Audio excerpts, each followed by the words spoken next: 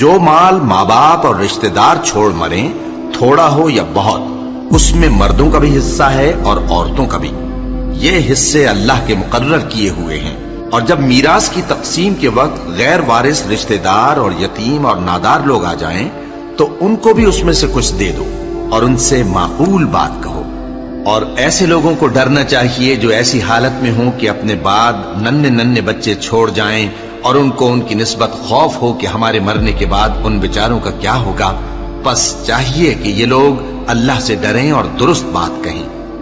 جو لوگ یتیموں کا مال ناجائز طور پر کھاتے ہیں وہ اپنے پیٹ میں آگ بھرتے ہیں اور ضرور دوزخ میں ڈالے جائیں گے۔ اللہ تمہاری اولاد کے بارے میں تم کو ارشاد فرماتا ہے کہ ایک لڑکے کا حصہ 2 لڑکیوں کے حصے کے برابر ہے، اور اگر اولاد میت صرف لڑکیاں ہی ہوں یعنی 2 یا 2 سے زیادہ تو کل ترکے میں ان کا 2/3 ہے، اور اگر صرف ایک لڑکی ہو تو اس کا نصف ہے، اور میت کے ماں باپ کا یعنی دونوں میں سے ہر ایک کا ترکے میں 6واں حصہ ہے، بشرطے کہ میت کی اولاد ہو۔ اور اگر اولاد نہ ہو اور صرف ماں باپ ہی اس کے وارث ہوں تو 1/3 ماں کا حصہ ہے، اور اگر میت کے بھائی بھی ہوں تو ماں کا 6واں حصہ ہوگا۔ اور یہ تقسیم ترکہ میت کی وصیت کی تعمیل کے بعد جو اس نے کی ہو یا قرض کے ادا ہونے کے بعد جو اس کے ذمے ہو عمل میں آئے گی۔ تم کو معلوم نہیں کہ تمہارے باپ دادوں اور بیٹوں اور پوتوں میں سے فائدے کے لحاظ سے کون تم سے زیادہ قریب ہے۔ یہ حصے اللہ کے مقرر کیے ہوئے ہیں اور اللہ سب کچھ جاننے والا ہے، حکمت والا ہے۔ اور جو مال تمہاری بیویاں چھوڑ مریں اگر ان کی اولاد نہ ہو تو اس میں سے نصف تمہارا ہے، پھر اگر ان کی اولاد ہو تو ترکے میں تمہارا حصہ 1/4 ہے، لیکن یہ تقسیم وصیت کی تعمیل کے بعد جو انہوں نے کی ہو یا قرض کے ادا ہونے کے بعد جو ان کے ذمے ہو کی جائے گی۔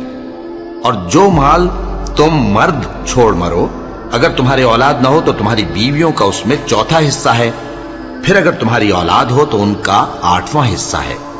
یہ حصے تمہاری وصیت کی تعمیل کے بعد جو تم نے کی ہو اور ادائے قرض کے بعد تقسیم کیے جائیں گے۔